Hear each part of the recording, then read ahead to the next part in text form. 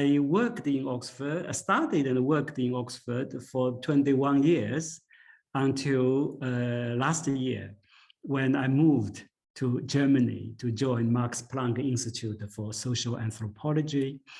This event was really the brainchild of Professor Todd Hall, Professor of International Relations in Oxford and also Director of Oxford China Center. And he was to chair this conversation, but unfortunately, due to very special circumstances, he cannot chair this session. So I'm very pleased, but also, which also making me nervous to take over this role to moderate this session. But it is a great pleasure to do so. We have a very special panelists today, Yangyang and Rachel. So I just a couple words. I don't know. I mean, we all of us thought it's a wonderful idea to have this conversation. I don't know what Todd had in his specifically what he had in his mind, but I think it's a wonderful question. Of course, I mean, we will discuss what China really means. You know, it is a hugely symbolic now. China certainly is more than a country. Is this a model, a force, or means a direction? Or we will discuss. I just wanted to clarify the word we, what we are talking about when we talk about China is equally complex. But in my mind, probably the we means three groups. Number one is the public outside of China, whose opinions about China is heavily shaped by public media and the current events. So the meaning of China changed, I must say, quite significantly over last years. So this will make this topic worth discussing. The second group we should bear in mind is actually the public in China. You know, what China is for Chinese people used to be a question, kind of is a matter of taken for granted, is a matter of you know, a given. It's a natural fact. There is a country in China, it's our home country. But the ways, the very complex changes in China, as well as the global situation, what China is, also become the question for the Chinese people themselves. I mean, I think it's quite a hopeful sign. This also means that the people think they could shape what China can be through new imaginations by taking different actions, etc. The third way, I think, are people here, more narrowly defined, are global or transnational researchers and intellectuals. So if we want to, I mean, if it is our business to understand what the public, global public, and what the Chinese public think of China, how they define China, then we probably should reflect how we ought to analyze China and present China. And this, I think, is intellectually very stimulating and also at the same time politically very relevant task to redefine China. You know, we don't just redefine China according to our own academic the tradition or our own ideological stance, but also we define China according to how the public is perceiving China. So putting differently, it is a very interactive and dialogical process. So now let me introduce our first speaker. Yangyang Cheng is a fellow and a research scholar at the Yale Law School. Yale Law School's Paul Tsai China Center, where her research focuses on the development of science and technology in China and the US-China relations. Her essays on this and the relevant topics have appeared in the New York Times, The Guardian, The Atlantic, MIT Technology Review, and many other publications. So this is something really we admire. I mean, at least I, as a nerdy academic, you know, we really needed to get our voice out in the public domain more frequently. Born and raised in China, Cheng received her PhD in physics from the University of Chicago, and her bachelor from the University of Science and Technology of China's School for Gifted Young. Oh, sorry. I guess you have a cohort, Gifted Young, from the University of Science and Technology of China. Yeah. Before joining Yale, she worked on the Large Hadron Collider for over a decade. Most recently at the Cornell University and as a LHC Physics Center distinguished researcher at Fermi National Accelerator Laboratory. Yeah, I hope I didn't mispronounce too many words. Over to you.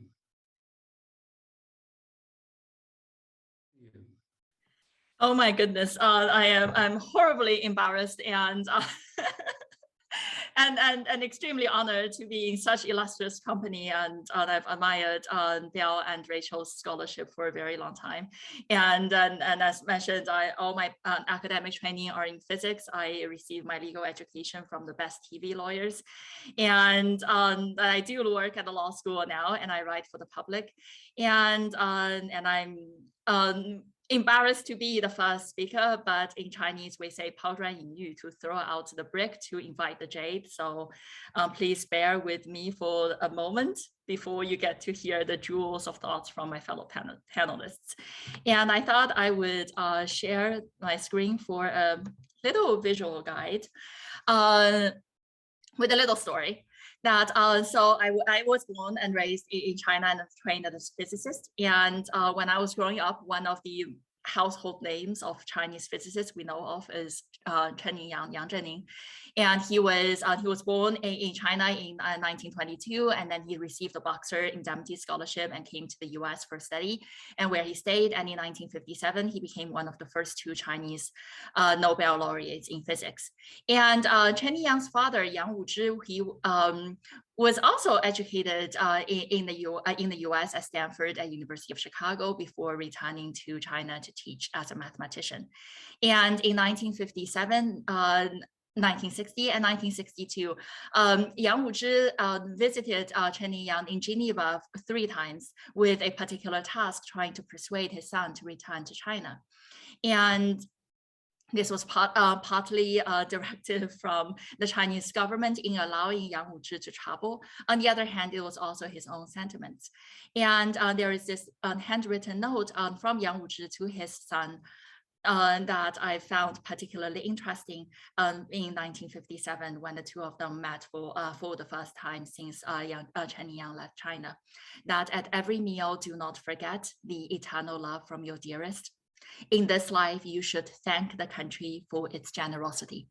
And for someone of Yang Wuzhi's age, who was born in the final years of the Qing Empire, who lived through the Republic of China and later to the People's Republic, who has seen the government, the sovereign governments of the country change hands, and so as its borders and territories. What is the country that Yang Wuzhi was referring to here, that he feels himself and his son owe eternal gratitude to? And for someone of Chen Yang's age and experience, who left China as a citizen of the Republic of China, who saw the Civil War and the Communist Revolution take place from an ocean away, who stayed in the US for his career, who became a naturalized US citizen in 1964, who speaks about how his father never forgave his son for abandoning his country until the last moments of his life. And later, when the diplomatic relations between the US and the People's Republic of China thawed, Chen Yang became the first Chinese-born US scientist to visit his country of birth. And he later pioneered scientific diplomacy between the 2 countries. And then in the early 2000s, he decided to return to China and later renounced his US citizenship and became a citizen of the People's Republic of China, a country he was never a citizen of. And how he became a citizen of the People's Republic is still something that confounds me to a certain extent. And what is China to someone like Chen Yangyang? This is a question I've asked myself a lot because Chen Yangyang and myself were born in the same city, Hefei in Anhui province in central eastern China. We went to the same high school for Yang briefly because of the Japanese invasion in the 1930s. And later we both came to the same university in the US, University of Chicago, for our PhD in physics. And before Yang switched his focus to theoretical physics, he worked briefly at the laboratory of Samuel K. Allison, and on the academic family tree, Allison would be my academic great-grandfather. And so when I came to the US, I was still relatively young. I didn't know much about what the US is. I didn't know much about who I myself am. And I didn't really know that much about what China is either. I could tell you where I grew up, the people who raised me, the community I loved, but I didn't have a clear concept of what it means to be Chinese or what the country is. And the language I could associate with my Chinese identity at the time were the language of the state, of state media and propaganda, which I disliked, and I wanted to find a new language to be able to describe my country and my identity. And I thought that I would be able to do that in a free society, that I would be able to learn the part of the history and events and the things that happened in China that my government had denied me with its censorship apparatus. And later, after I graduated and continued on my physics career, I also started writing about China for the public. And a lot of my earlier writings were harshly critical of the Chinese government's oppressive policies. And I get comments from nationalists on Chinese social media saying that I'm a race traitor, that I'm anti-China. I get branded by US and Western media as a China critic, as a dissident. All of these labels I've never accepted, and always reject that my position is as an academic and my opinions are academic positions. And later, as I switched from my physics career to study China, Chinese politics, and US-China relations as a profession, and I also hear how China is being described in the policy circles in the US as this amorphous threat, as this abstract concept. And I get asked whether I'm pro-China or anti-China, because it is this singular concept that one has to take one of two binary positions. I get asked about how we deal with the China challenge, how we deal with the China threat. And in these questions, being asked these questions as a Chinese person in the US, I could see that my scholarship is ostensibly being valued while my humanity is being erased.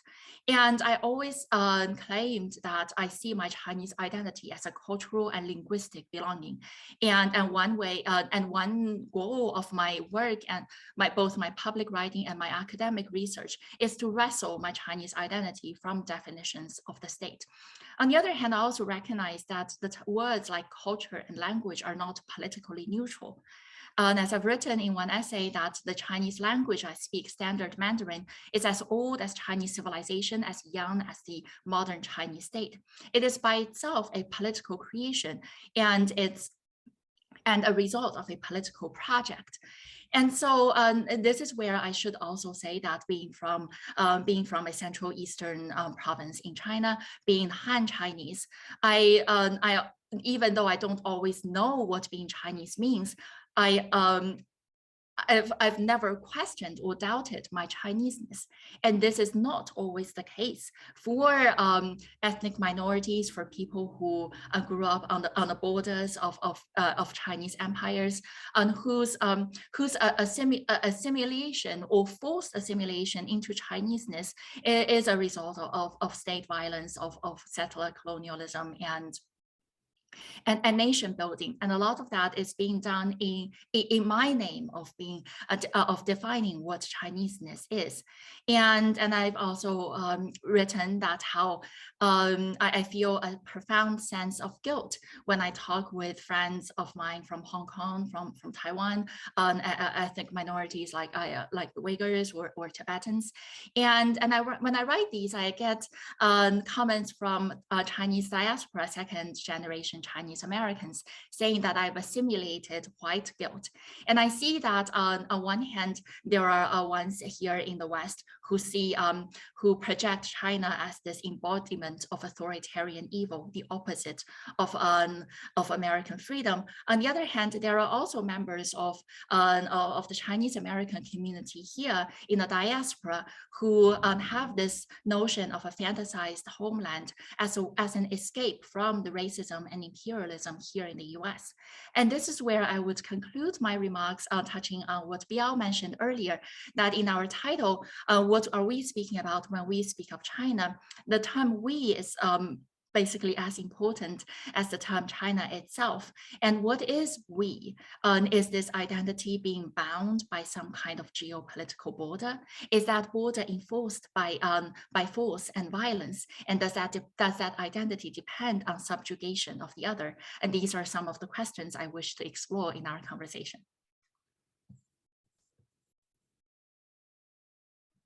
Yeah, that's excellent. Thank you very much.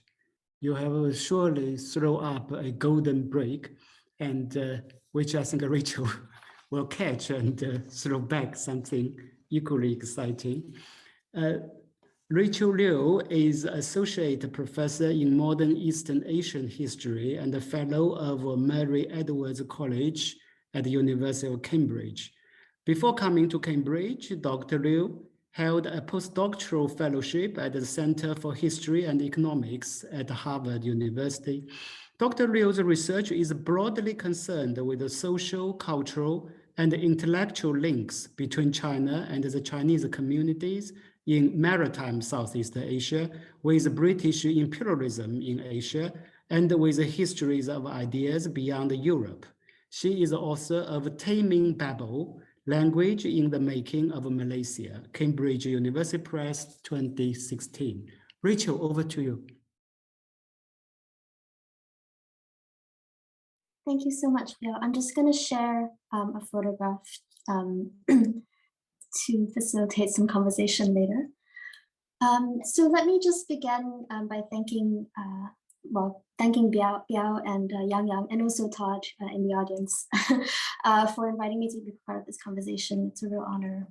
I wanted to start by picking up on something that Yangyang just talked about, this sort of highly politicized moment that we all seem to, we of the title seem to be in, of global Chinese geopolitics, and amidst talk of a new Cold War between the US and China, and the rise in overt nation building, I think on both sides, which seems to have become a really important exercise for the PRC. A concerted attempt to define what the Chinese nation is and who the Chinese are. And Cheng Ying-hong wrote a lovely book recently meditating on the ways in which the contemporary Chinese party state has devoted a lot of energy into constructing what he called a blood and ancestor-based Chineseness. And I wanted to kind of meditate not just on China as the noun, but also Chinese as the adjective. What does that really mean? And if you take this textbook, which is issued in Hong Kong recently, which I found through a Twitter user at Shihi, who regularly reports on these things. This is a photograph from a primary school textbook. And in it, if you take at face value what the textbook says, Chineseness is to be found in a powerful conjunction of, on the one hand, shared biological features, so 黑眼睛, 黑头发, and all these, black hair, yellow skin. Also in literacy in Chinese, so 我写的是中文, or I write in Chinese. Ancestry, so the father and mother who are 中国人, and therefore I am also a 中国人. And also place of birth. So in China, however that's defined, in this case, Hong Kong being part of China, which makes this person also a 中国人. So this is really powerful, right? Blood, Chinese as biology, as language, as ancestry, as citizenship, blood, tongue, roots, and soil. This is an incredibly powerful conjuncture. And I guess from my comments, I wanted to just meditate a bit more on something that Yangyang also brought up, which is this question of the tongue, right? So on the point of tongue, note in this textbook that it is written and not oral literacy, which makes one Chinese, right? Or 写, not what type of Chinese you speak, right? Which is much more convenient given the enormous oral diversity within China and in Hong Kong, of course, where the dominant spoken language, even if one reads Sinitic script, is Cantonese and not Putonghua. So the gloss of Zhongwen and not specifying the orality of that wen is a useful and convenient way to gloss over some of the complexities of what Chinese really means. And this gloss of what is the Chinese language is even more complex in the case of my own background, which I will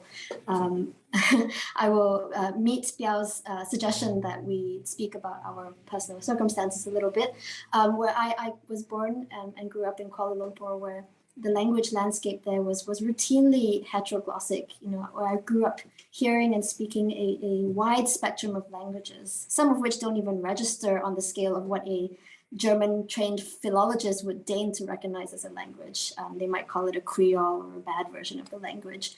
We spoke and heard variant registers of Malay, Hakka, Cantonese, English, Mandarin, Tamil, and versions of those languages that were remixed with the creative abandon of a DJ. Some of my ethnic Chinese friends and family might have spoke and heard more Teochew or Hokkien than I did growing up. My own family background is Hakka. Other of my ethnic Chinese friends would have spoken exclusively Malay, which is our national language, and English. And all of us became schooled sociolinguistically in the art of the code switch, the rapid fire matching of situation to language selection, as well as interlingual punning. It's amazing how much you can pun if you know 4 different languages. And yet these linguistic interactions also took place in some of the most racialized and ethnicized political conditions you find anywhere in the world. In Malaysia, a state in which the principal political parties are still primarily coded by race, the Chinese party, the Malay party, the Indian party, and where race is also mapped constitutionally onto religion. And so what is meant by Chinese in these contexts is so profoundly charged with politics and with history, and arises out of so specific a set of social circumstances that it's perhaps no wonder that I have come to a conversation about what China and Chinese means from a place of immense quizzicality, and also a nervous skepticism about the Gordian knot of hegemonic Chineseness that we see on this textbook page in front of us, of China as blood, tongue, roots, and soil, when I know by personal experience and by research that the components of anything we might call Chinese, whether as biology or culture or law or language, can and does have an independent life that has been constituted historically and thus contingently. And I wanted to dwell a little bit more on this issue of language, because I think it's one of the areas in which the issue of what is Chinese is really knotted up. And as I've hoped to demonstrate, this is particularly salient when we look at Chinese from Southeast Asia. It is in Southeast Asian, among ethnic Chinese Southeast Asian communities where the skepticism and concern about knowledge production around what is China has had deep and problematic manifestations. One of the theoretical contributions that has been offered to kind of get us beyond hegemonic Chineseness, cultural hegemonic Chineseness, has been in the field of literary studies, the introduction of the concept of the Sinophone, which has been attributed to Shi Shumei. And yet even this construct, which is essentially saying, we need to look beyond Putonghua as expressions of Chineseness in forms of Chinese other than Putonghua, so in so-called Fangyan, or in other kinds of languages. And yet the Sinophone is still a concept that is bounded by language. It is still essentially yoking Chineseness to language. Language is the principal arbiter or indicator of Chineseness. And this is very problematic from the Southeast Asian Chinese perspective, as I've tried to suggest. The wide range of regional and hybrid Sinitic and non-Sinitic languages in use in Southeast Asia suggests that we need to push the Sinophone actually beyond its dominant characterization as purely Sinitic. if we only take language as the decisive factor in demarcating what is Chinese in Southeast Asia, we will miss a whole range of expressions and negotiations over what China is in a range of non-Chinese languages, including Malay. The issue here is particularly salient in Java, where Java's hybrid Chinese communities have had a long history, a long linguistic history of speaking in forms of Roman Malay inflected with Hokkien, with Dutch, with English, and who re-sinicized themselves in the early 20th century by choosing to learn Mandarin even before Mandarin had become hegemonic on the mainland. So these are complex linguistic histories that really put a kind of wrench in any conception, any kind of clear and hegemonic conception of what Chineseness can and ought to be. And another example that we might talk about today is the negotiations of hegemonic Chineseness have reached really fascinating heights in Singapore, where the relations between different races have led to really powerful contestations around constructions of race vis-a-vis Chinese communities in Singapore, who are accused to have certain forms of Chinese privilege, a term that was coined quite recently in the last few years, and whose positions of power are being negotiated and contested, not just in Chinese language, but also in English and in Tamil and in Malay. So to disaggregate our conception of what Chinese is from what a Chinese language is, or indeed what Chinese ethnicity is, I think is one of the most important tasks that we, however we describe that we, whichever communities we're talking about, need to have a conversation in. And that's why I'm so pleased and honored to be part of this conversation, where I think each of the people on this panel brings such different positionalities and cultural and intellectual backgrounds to this really thorny question. I also look forward very much to hearing from the audience. Thanks very much. Thank you very much, Rachel. Already we can see there is a lively conversation between Yangyang and Rachel. So I just add my 2 cents, 2 pences. You should introduce yourself too. Oh, yes, yes, yeah. I'm Biao. I was born and raised in Southeast China, Wenzhou, a small town, and then I went to Beijing to study my BA and MA in sociology. Then I went to Oxford for my PhD in anthropology in the year 1998, and stayed there since until last year, moved to Germany.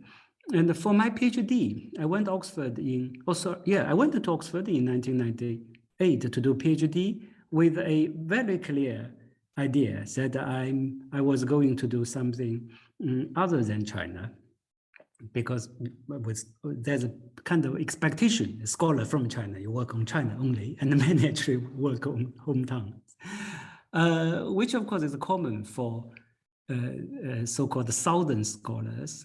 So I thought, I can't do anything very special, so let me be special in this way. So I did my PhD on the topic of India, and with no reference to China, actually. Then after that, I worked on topics related to Asia in general, some South Asia, and then work on China as well.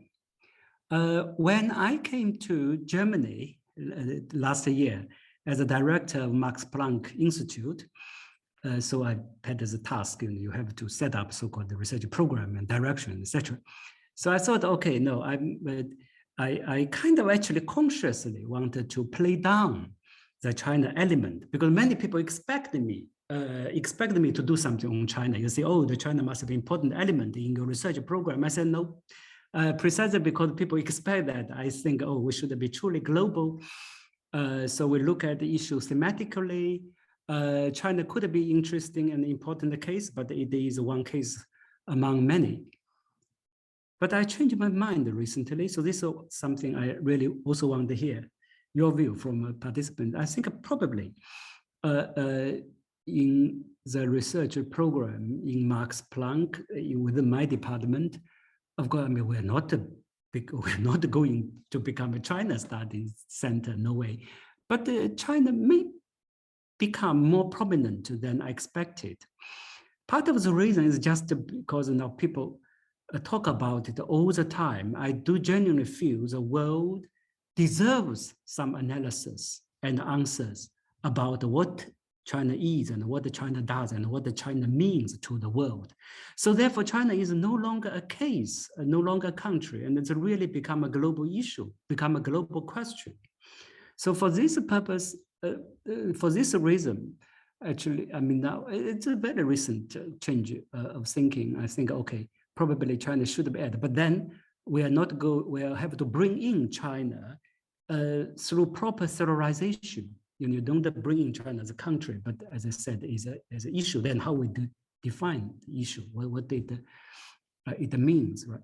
So that is I'm very curious to hear what you think how we can balance the Chinese case with a global issue, the concern of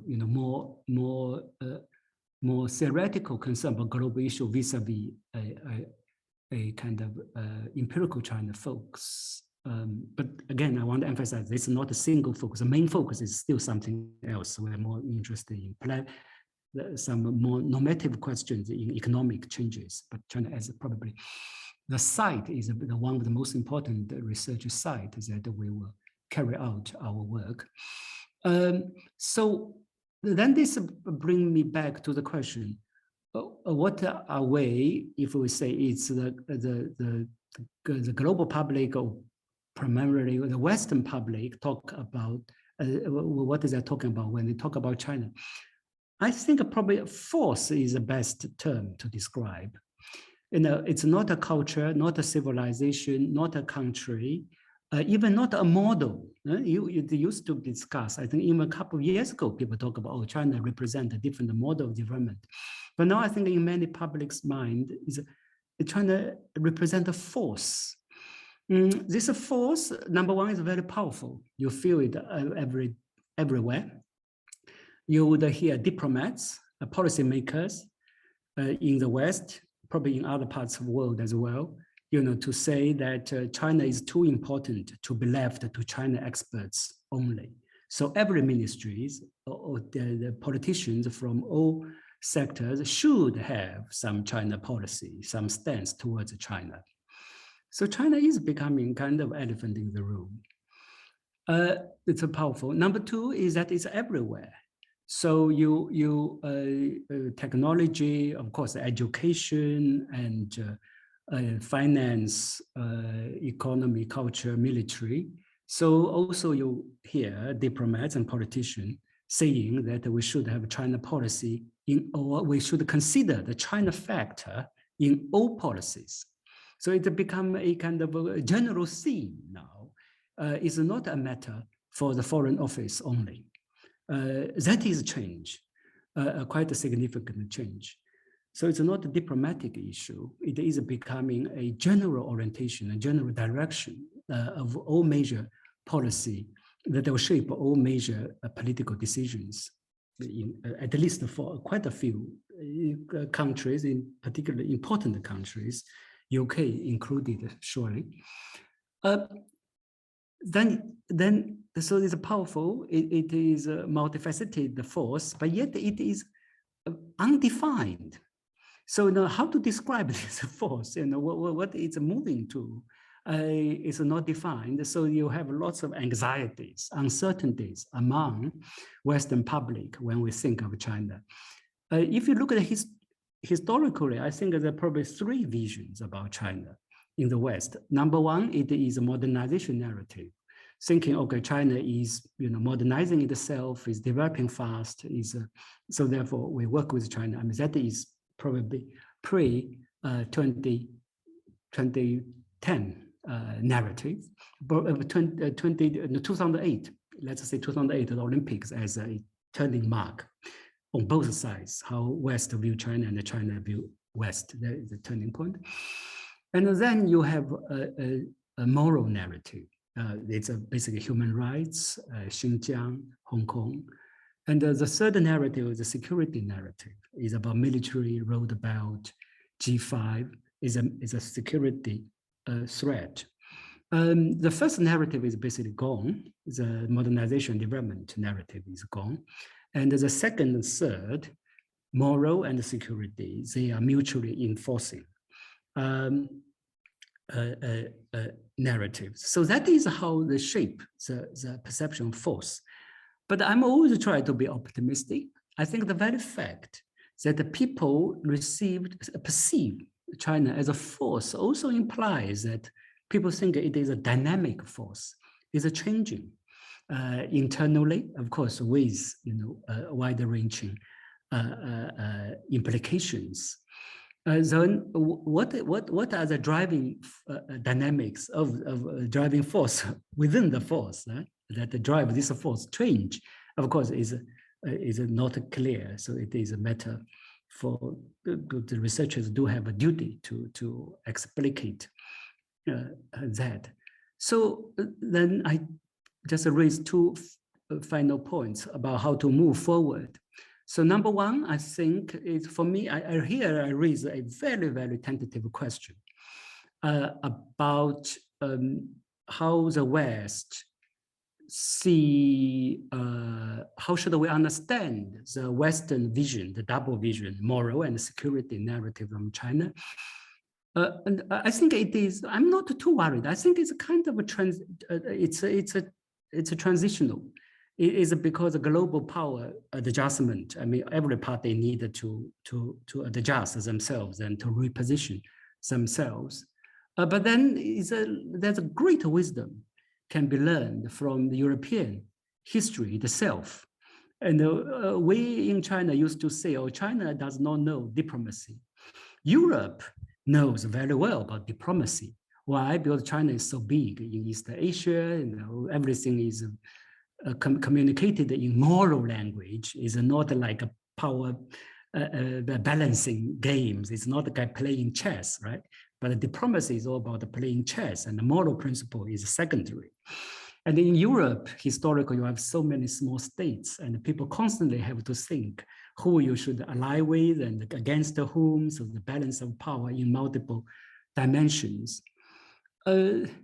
Somehow I wonder whether or not the West has lost a bit of this diplomatic wisdom over last probably 40 or 30 years after the Cold War, after so-called the end of history. The West was like China, like the imperial China a bit, because it positioned itself in the right side of history. And within the current language and the frame of thinking, it's true. It's very difficult to see what's wrong with the Western or European model. So anything against us must be wrong. We don't know. So whether or not this is a time to revive the classical diplomatic thinking, it's because now it's very difficult to judge what is the right path, what is the wrong path, but how we can reach certain balance and harmony, and then let's explore together that type of wisdom. So that type of wisdom will help to move away from simplistic moral and security narratives, I hope. Second point is what can we do? What can we do as researchers? I think a theory become more important than before. And you cannot just understand China by looking at, what does it do today? And it's all very confusing. Okay, the crackdown of tech giants, crackdown of the tuition business, how shall we explain them? Or it's a political oppression. Or it's just an arbitrary exercise of power, which is an inherent feature of any authoritarian regime. Is that's all? I'm not very sure. So we need we really need perspective and theory to understand China's behavior, as well as to understand its relation to the world, and also including the many parts of the world as well. When I said probably the West need a new diplomatic wisdom, it itself is a theoretical question, meaning theoretical does not mean it's a non-practical, but it means that it's need a new imagination and a new perspective. So this is what we want to do. so I mean, the department that I'm now setting up is called economic experimentation. Actually, China is a very, in my view, we can regard China as a site for all kinds of economic experimentation. And we all know we need experimentation, climate change, population aging, AI. So you can, I mean, everyone knows the given model, the 19th century free market model is not going to allow us to live much longer. But what is a new direction?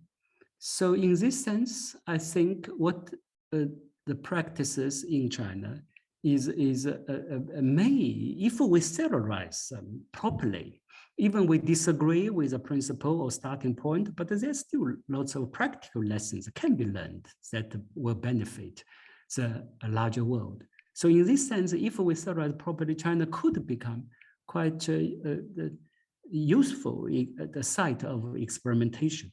So I know my note is on the optimistic side. So, but so you can see that we have all different takes. So shall we now open the floor and we see, I can see there are 8 questions or comments. Okay, great. So Rachel, first question for you. How do you think China's conceptualization of nationhood affects its dealing with foreign powers? Oh, well, I don't know if that's a question really for me.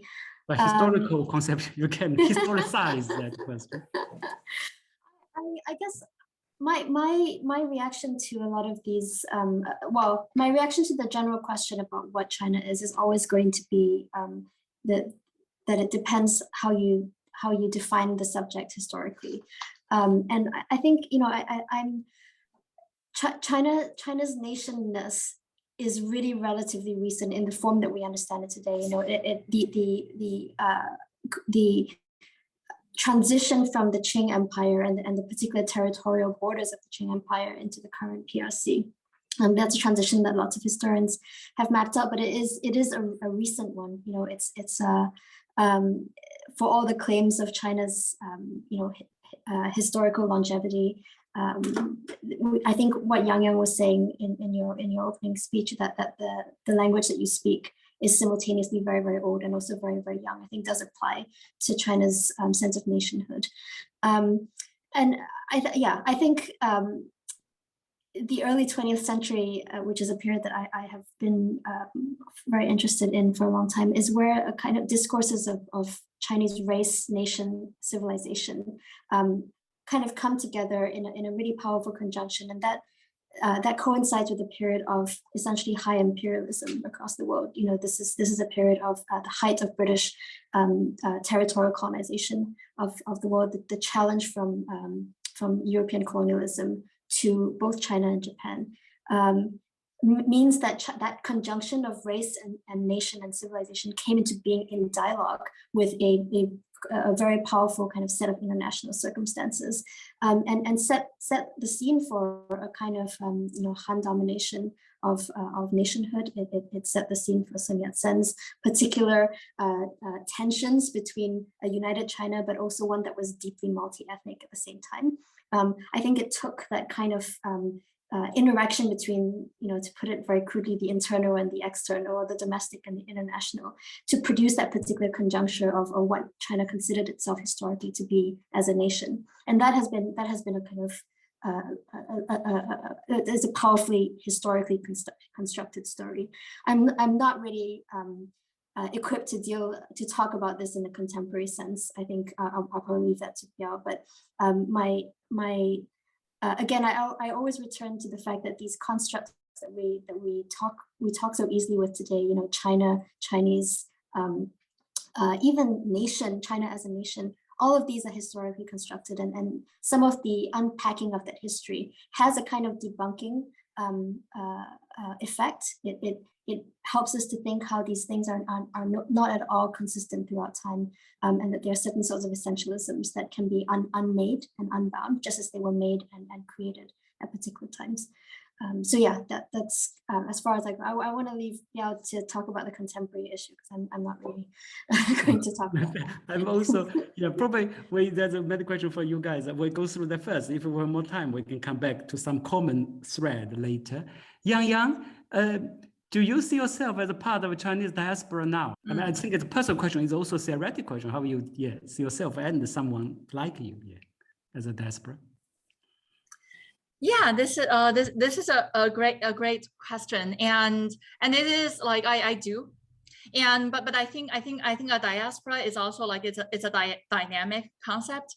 Of course, I spent the first 19 years of my life in China, and so I left China as an adult, but a young adult, and I think that's that is a meaningful marker compared with someone who is a second generation immigrant who came here as like a 1.5 generation immigrant who still came of age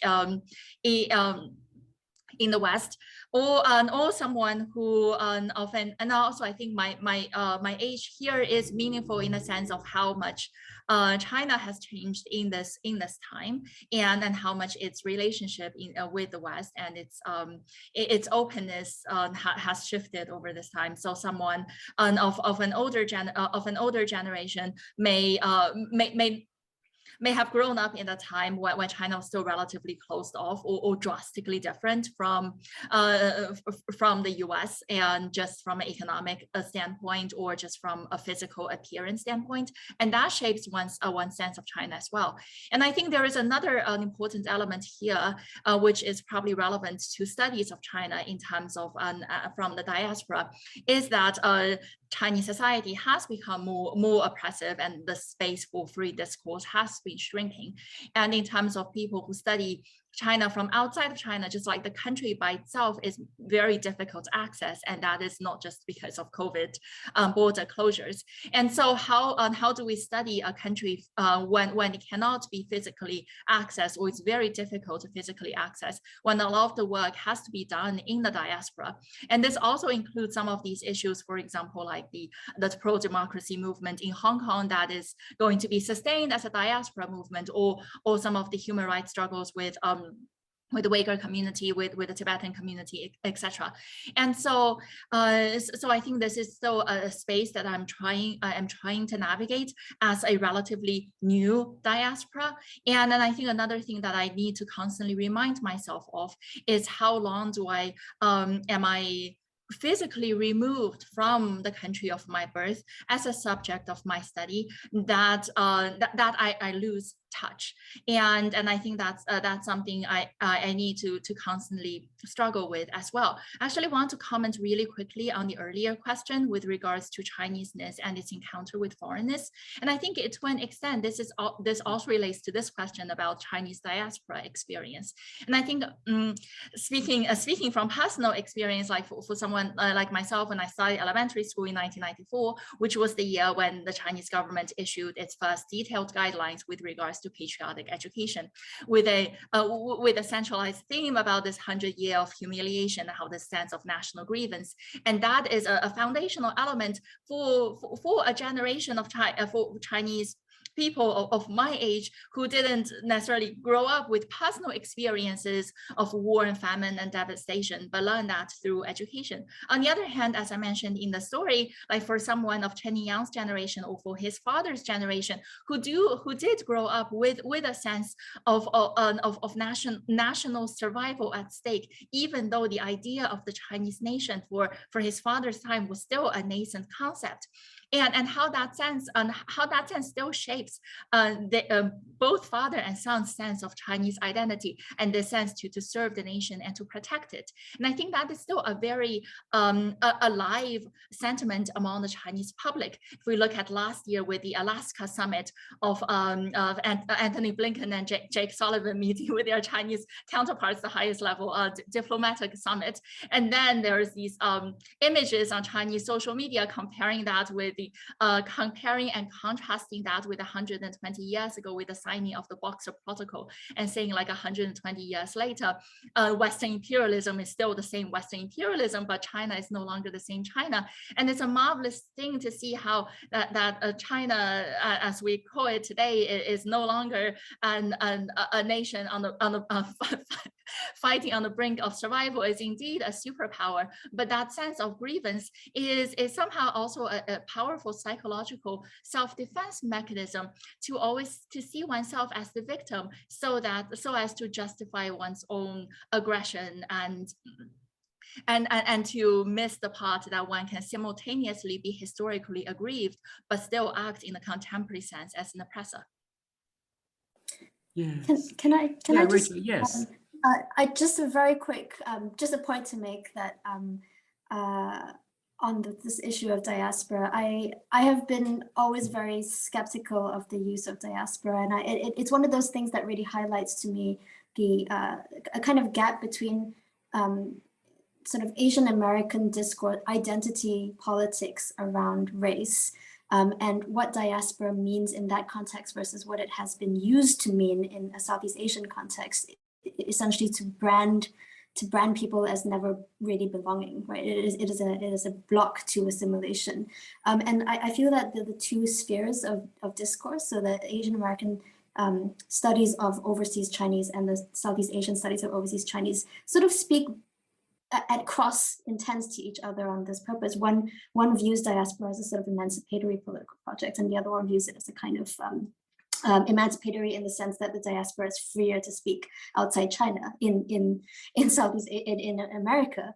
But the use of the term diaspora among Southeast Asian Chinese communities has always been a kind of what's the word, like a burden or like a ball and chain, a constant reminder of their non-belongingness and their non-assimilatability. And I find that these historiographies and these literatures kind of speak at cross purposes. So I absolutely accept the importance of the diaspora concept in the Asian American context. I worry about its unilateral application to communities of much different historical trajectories in Southeast Asia and in other parts of the world, where you know I think Yangyang, you mentioned kind of generations, one generation, 1.5 generation, so forth. Mm-hmm. One of the problems with diaspora is that it suggests that there is, you know, no expiry date to diaspora, that you will always be kind of generationally distinct in the host society, and that has always had kind of difficulties.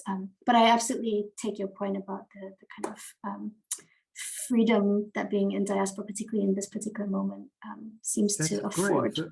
Yeah, it's a quite different perspective, but very productive.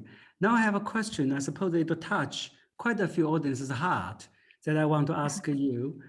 I read it out. From the view of many at work, I suppose for people who are working in the UK or presumably in Western country, there is no difference between me as an individual person and China and the Chinese government. Somehow I have always been made responsible for what the Chinese government does, even in academic community.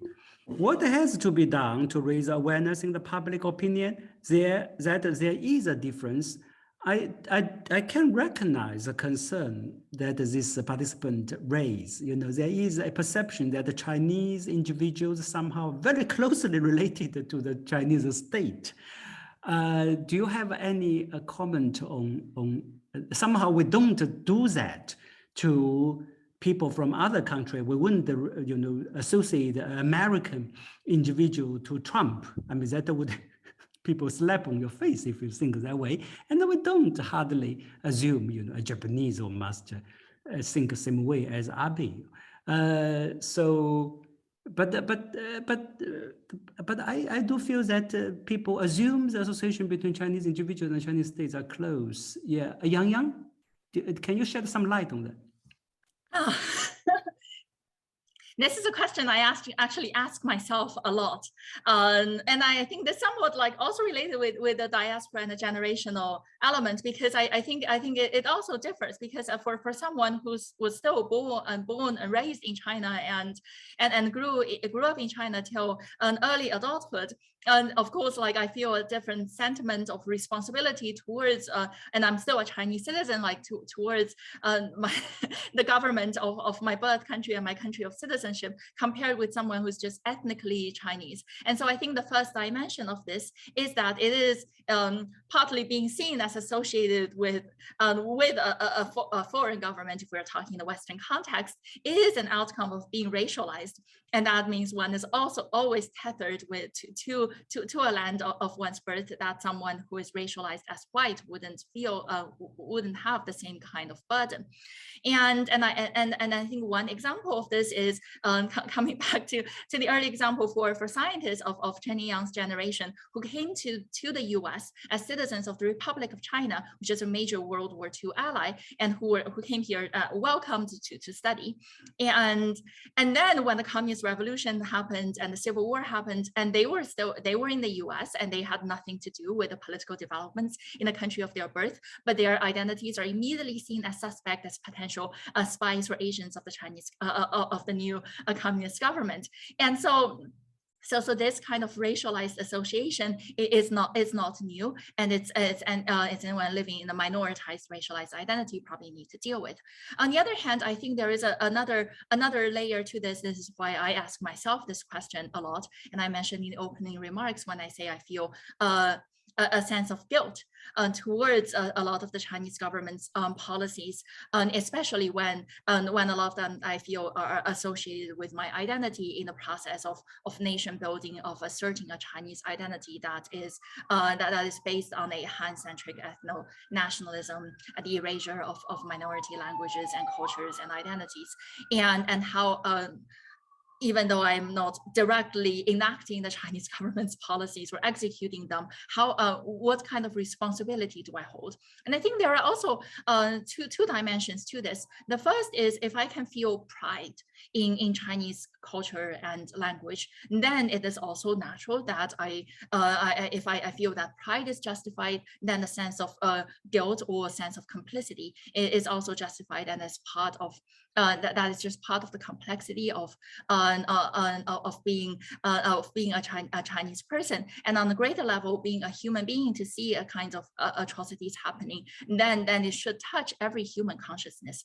On the other hand, I think another layer is that when we all live in an unjust system and make our compromises in order to live, then there are degrees of complicity that may not be direct, but these are things that we need to reflect on. For example, if we look at the forced labor issues towards the Uyghur population, then that's something related with the supply chains and related with global capitalism. And if we look at some of the technologies that are being developed and used, and how these questions were initially asked, and how that is related with the history of science being used to justify racialization and other forms of discrimination. And so these are the questions that I myself as a scientist need to ask myself, and what is my position in it, and what are the things that I could do to potentially change that, not to exaggerate my own powers, but as an acknowledgement of my own agency. Great, thanks. Rachel, do you have anything to add regarding this kind of imagination that the individual is representing the state? Yeah, it does seem a salient problem in I would say the kind of ground zero for this sort of sentiment is probably Australia at the moment, Canada, places of primarily white communities with historic Chinese populations, North America. I've been reading Joanna Chiu's book, China Unbound, where she writes rather starkly that, she worries about the fact that treating the Chinese people and the Chinese state as one and the same means accepting that people of Chinese descent essentially belong to Beijing. And I think she kind of worked her way through her book kind of to arrive at that conclusion. So it is an area of great anxiety for a lot of these outrightly diasporic populations. What's interesting to me from a historical perspective is really, again, how recent that attitude is. The whole the whole requirement that people fear that Chinese people everywhere are avatars of the Chinese state requires a very, very strong state backing, right, of these overseas populations, and a strong claim by the Chinese state that Chinese people everywhere belong to them. And that claim is very, very recent. I mean, it's 1893 was when the Qing government repudiated a very, very long historical ban on Chinese immigration. You know, and essentially people emigrating out of China were traitors and criminals and ought to be punished if they ever even dared to return. And that is you know, there's always been historical mobility and movement out of China despite that ban. But that the repudiation of that ban is within the last 100+ years. And then we have gone from that to this sense of on this side of the 21st century of discussions of the United Front work, the amount of work that the Chinese state puts behind global propaganda, global mobilization. So I think again, history can have a debunking effect here to say, you know, well, hang on a minute, you know, not all Chinese people are avatars of the state, and we need to historicize the conditions of their historicity in order to really kind of situate them where they are. It's not surprising to me that Australia, New Zealand, and Canada have become like hotspots for this because it's of the long histories of exclusion in these places. Thank you. Yeah, that's very helpful. We are over time, but I think we still have some very excellent questions. So probably we will give 10 more minutes, and I also want to hear more from Yangyang and Rachel. Next question is, to what extent are younger Chinese nationals becoming even more nostalgic? I guess he is asking the young people in China become more nostalgic. Rachel, I mean, from your historical eyes, I mean, maybe it's good news if people become nostalgic because they will read your books. Is that true? I don't know, probably Yangyang is better to answer this one. I would say that nostalgia for reclaiming a connection to China that has been lost, that too has a very long history. That there are moments over the last 200 years where populations that have had very little historically to do with China, you know, they were born and bred in Java or in the Philippines or in Singapore, had no connections at all to China, suddenly by virtue of the way historical circumstances and politics moves at that time, find ways to rediscover those linkages and to recreate them where they had been attenuated or indeed never really existed before. And that itself is also an act of agency, right? It is we call it re-Sinification. Beijing might call it coming back home, guiqiao, or so forth. But the circumstances which produce that act are not attributable to a kind of intrinsic connection with China. These things are historically created and historically made. And there are certainly moments, again, actually the early 20th century is one type of that kind of moment when, because of the pressures of competing civilizations, the challenge to colonialism, Java's Chinese communities became very invested, or certain parts of Java's Chinese communities became very invested in kind of reclaiming their Chineseness and emphasizing their lineages to China. And then within 50 years, they switched completely because under the Suharto regime, you know, it was anathema to declare how closely aligned you were to China because of the Cold War and so forth. And so they immediately kind of, you know, reshifted and redefined their family lineages to emphasize their indigenous, you know, Javanese roots or Indonesian roots, and kind of occluded their Chinese identity. So there's a flexibility to those claims. You know, it's not just about Chinese people will always reclaim their links to China. It's always historically situated and always an act of agency. And I think understanding that from the perspective of the people making those choices is probably more useful.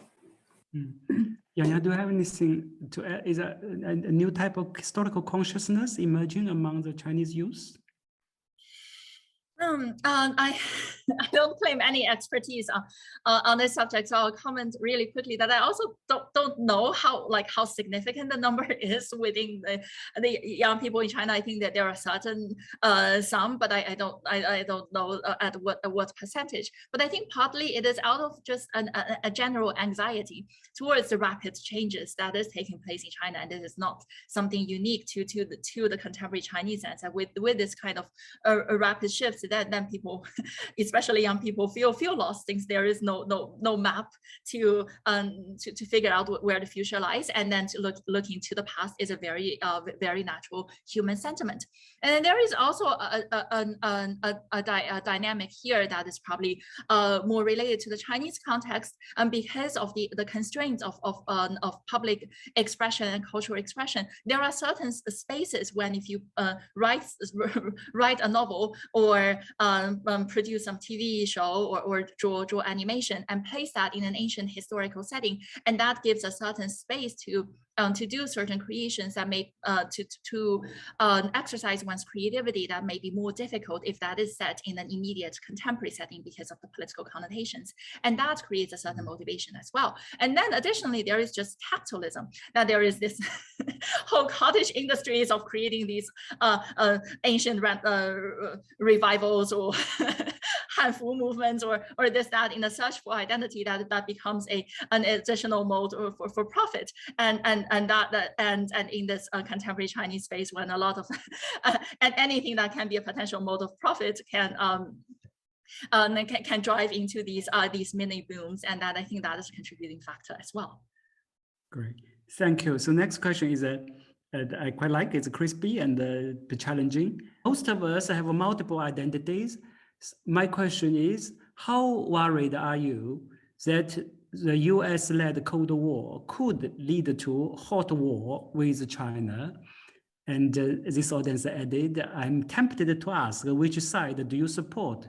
So as a chair, I'm very grateful that you did not put this as a part of the main question. So how worried are you the current tension could lead to outright military confrontation? Rachel, can you tell? Can we ask you to answer this one? Oh, I thought that you are holding the historical crystal ball. Yeah, I'm genuinely interested. Yeah. So, how are but Yangyang, do you have? I mean, probably it's not your prediction, but do you feel that many people are worried? Yeah, as a Yangyang, it's like friends and around you. Are they worried about that, or they think it's probably the tension will cool down?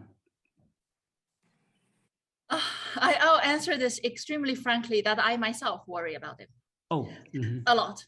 And I think this is there are moments in 2020 that I feared intensely when there was a period when US-China relations was essentially in free fall. With the consulate closures on both sides, and also with an election taking place in the US when it leads to a lot of political uncertainties. And I think there was some reporting that came out last year with regards to some communications between like the Joint Chiefs and then his Chinese counterpart. So I felt like a lot of my worries then was not just my own paranoia, that there was a sense that I think the way to think about this is that war is possible. It's not something to think that it would never happen. So that we don't need to worry about it. But it is not inevitable. We are not at war. So if the path leads to war, that is a conscientious choice.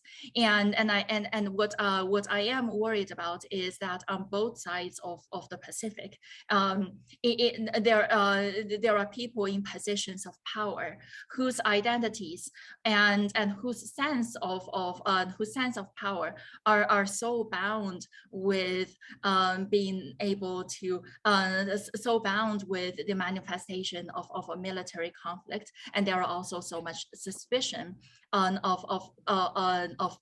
both sides of the other, that some of the rhetoric that is meant for domestic consumption, for domestic political purposes, are being interpreted on the other side as extremely aggressive, and that kind of miscommunication, compounded with domestic political calculations and opportunism, could lead to war. Because if we look to history, that's how war takes place. And I think what is extremely important at this moment when we are not at war is to reject that as some kind of inevitable outcome. And there are people who talk about in positions of power here in the US who talk about it as if it is an inevitability and how the US should prepare for it, or how to deter China this way or another. And what needs to be understood is that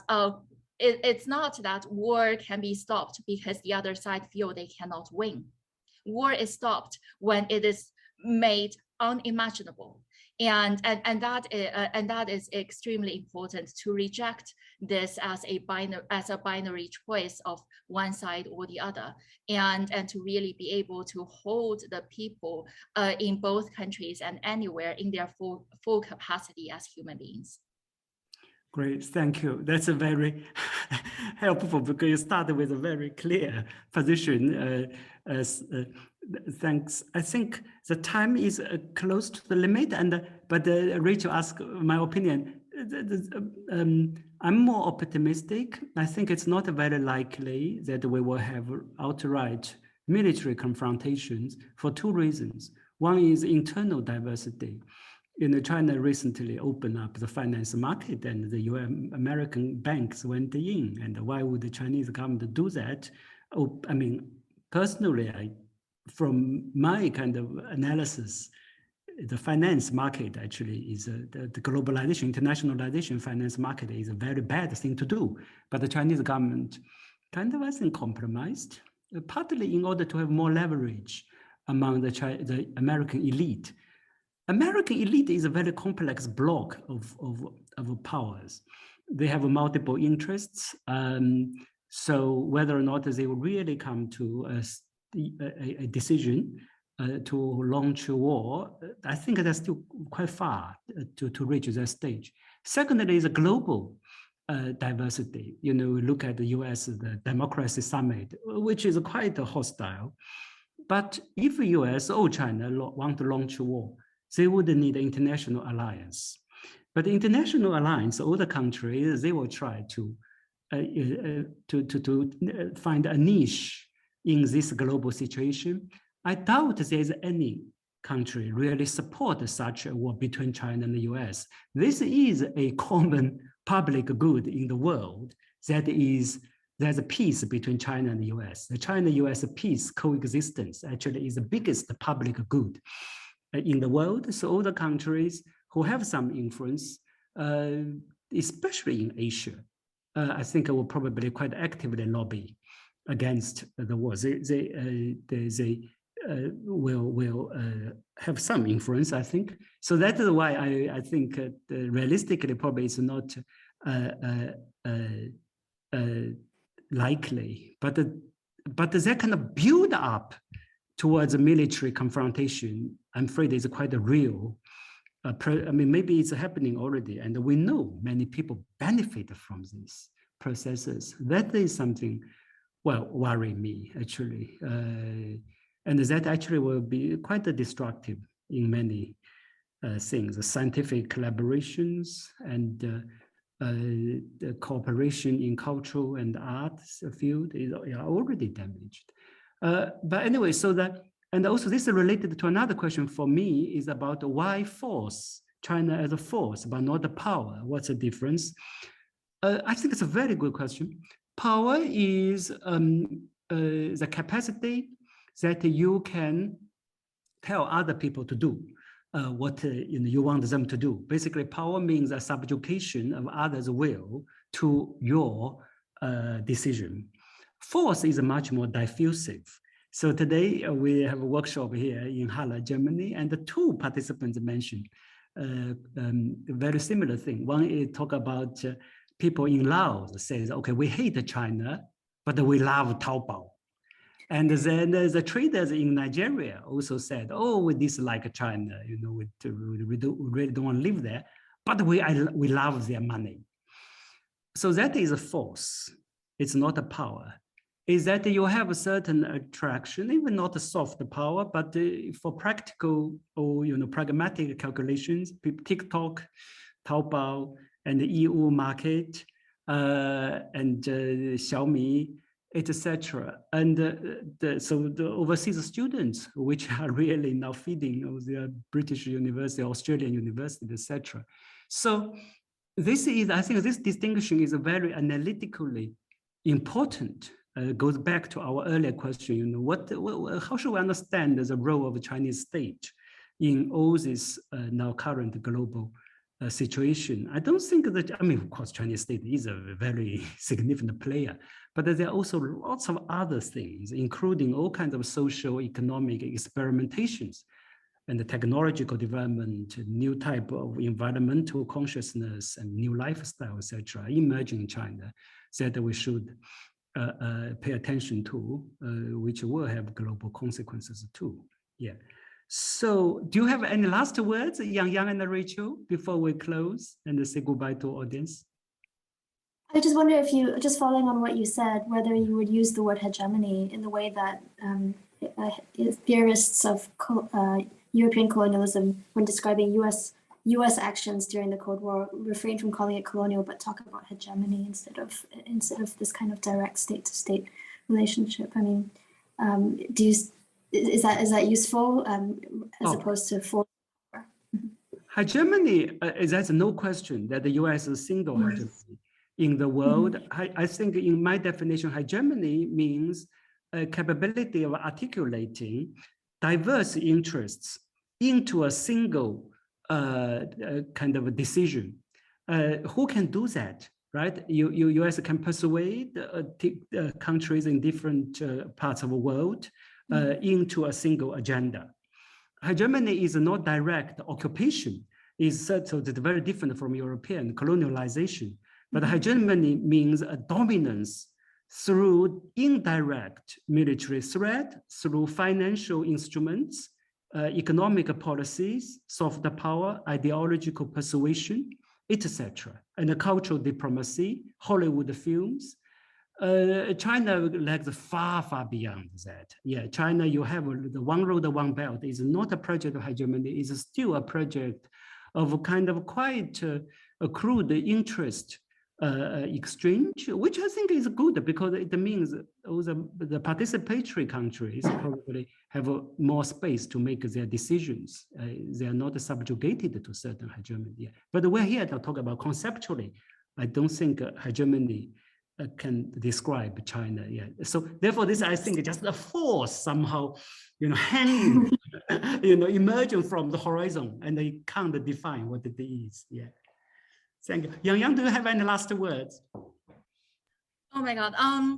I think one thing that is like throughout our conversation today, when the three of us come from very different academic backgrounds and have different experiences and definitions of Chineseness and different takes on some of these discussions, and I think this multitude of complexity of Chineseness is so important when China is so often being described as a singular, immovable entity in the Western discourse, as well as the Chinese government is trying to hold a monopoly on the definition of what it means to be Chinese. And so I think the multitude of ethnicities, stories, languages are so important because that multitude also means a multitude of possibilities for the future. Thank you very much. I would just quickly add to that I think diaspora does not do that description justice, Yangyang. We need to find a different word. Okay, great. So it's a very nice line to finish, and also Rachel pointed to a very concrete project to work with, right? So how we can complicate diaspora or replace it with a more nuanced term. So thank you very much, Yangyang and Rachel, and thanks Claire. Claire is the person who behind the China Center logo, who is set up the Zoom and coordinate the whole thing. So thank you very much. Goodbye. Have a good evening.